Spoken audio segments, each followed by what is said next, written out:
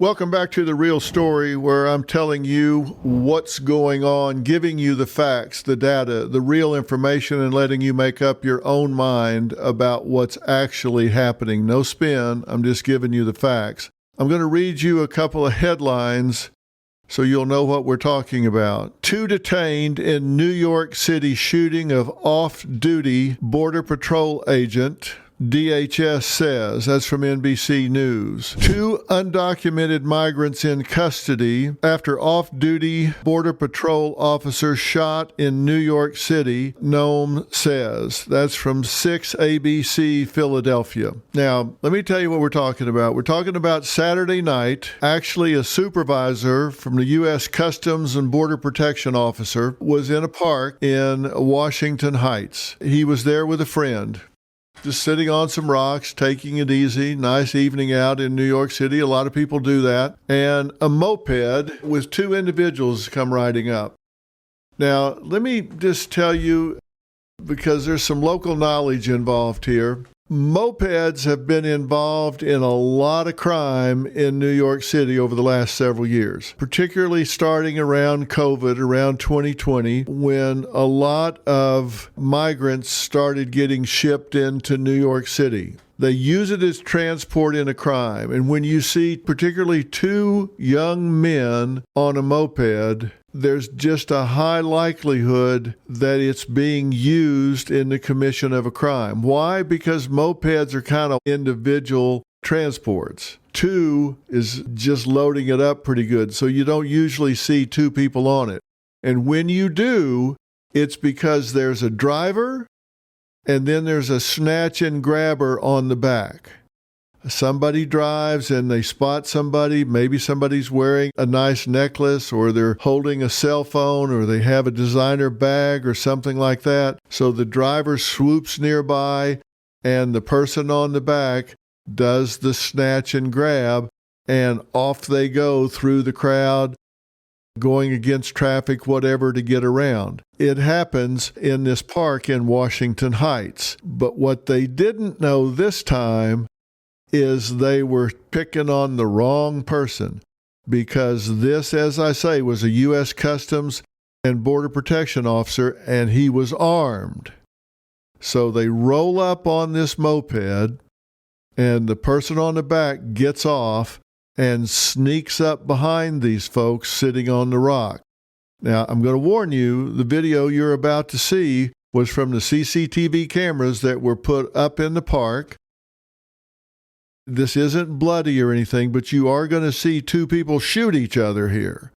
So if you don't want to see it, this is a good time to look away. It's maybe a 30-second video. Let's roll it now, and I'm going to talk about what you're seeing. You see them rolling up, and then the individual gets off the back, and you can see him coming up slowly. He gets there, obviously, is announcing, hey, you're being robbed. Give me all your valuables. And this officer turns around and somebody's pointing a gun right at him. And he obviously feels that his life is in danger, and a shooting ensues. Now, this officer is shot in the face. The bullet goes into his cheek. It takes out several teeth and lodges in his neck. Life-threatening injury. The alleged assailant is shot in the groin and the leg, but he is able to get back on the moped and they make their escape. The suspect in this case is Miguel Francisco Mora Nunez from the Bronx. He's 21 years old. He's in the country illegally from the Dominican Republic. The alleged driver is Christian Abar Baroa, and he also has crossed into the country illegally. Sometime later, Mora Nunez presents at a hospital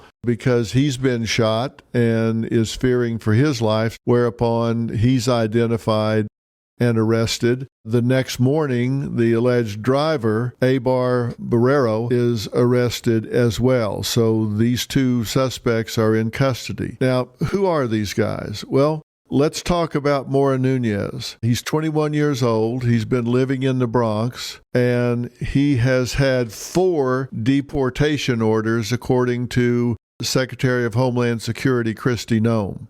Apparently, he crossed into the country at Yuma, Arizona in 2023, and let's see what he's been up to since he's been here.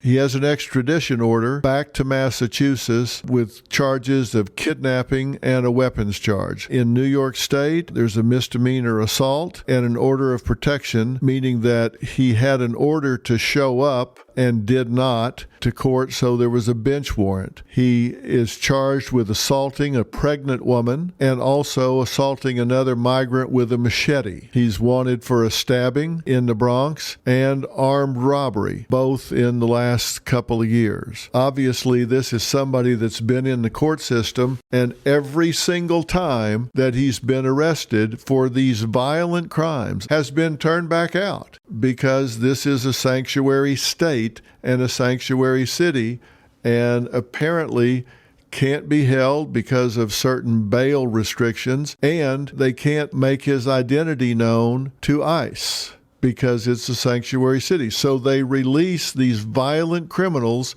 back into the community, which I don't understand.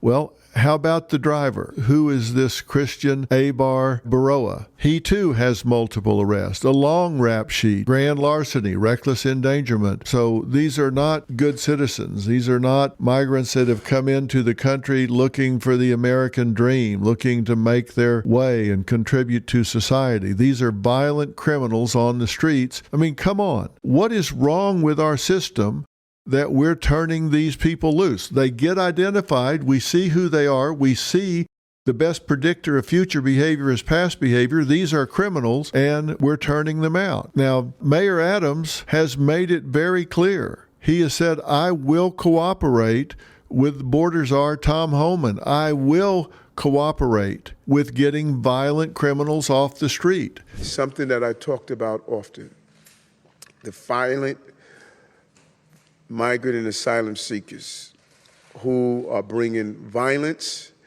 and really tarnish the reputation of those who come to this country to pursue the American dream.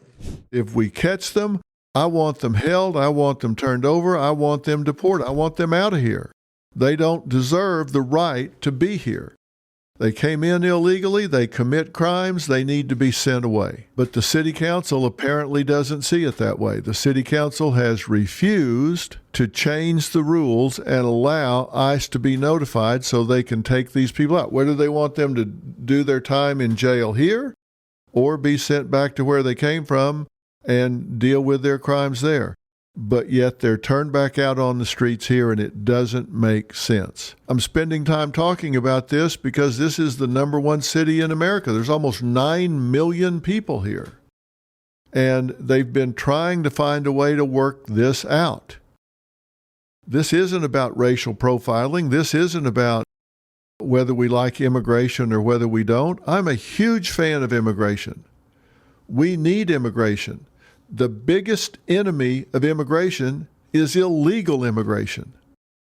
If we didn't have illegal immigrants making false claims for asylum and clogging up the system, we would have room for legal immigrants.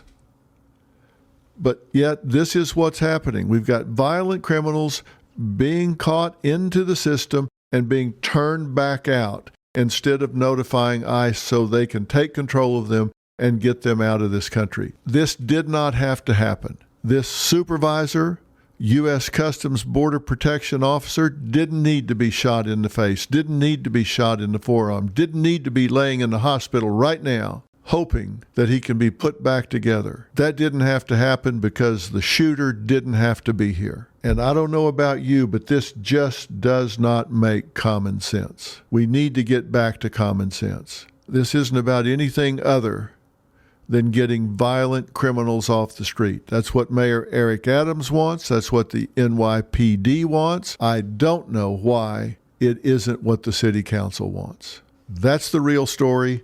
That's what happened. And if that doesn't upset you, I would like to hear why. I would like to know why you think these violent criminals should not be detained, should not be turned over for deportation from our country, when this is the way they behave once they're here. I'll see you next time. Wherever you're getting The Real Story, make sure you subscribe and follow. I'll see you tomorrow. Hey, Dr. Phil here. Your savings are at risk. With the economy on shaky ground, the dollar losing value, and a $2 trillion deficit, things could spiral. Don't wait for the worst. Take control of your financial future now. I trust Preserve Gold to safeguard my accounts, and I urge you to do the same. They're the only precious metals company I recommend.